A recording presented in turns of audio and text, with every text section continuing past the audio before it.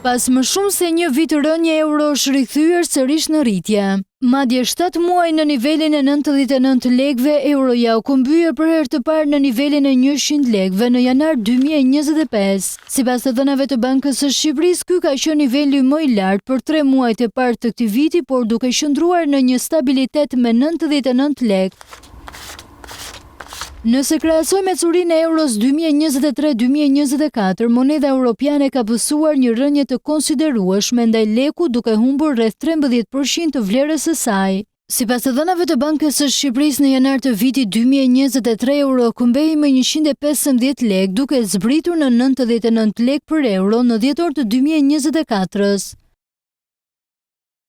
Ndërkohë, të dhënat zyrtare të bankës tregojnë se në tregun e brendshëm valutor në vitin 2024 janë bler afërsisht 933 milion euro. Ndikim në këtë situatë kanë pasur investimet e huaja, por edhe turizmi. Ekspertët shprehen se me nisjen e sezonit veror dhe sidomos nga qershori dhe deri në fund të shtatorit, pritet që të ketë sërish forcim të monedës vendase, kjo edhe për shkak të flukseve të monedave të huaja që vijnë nga pushuesit.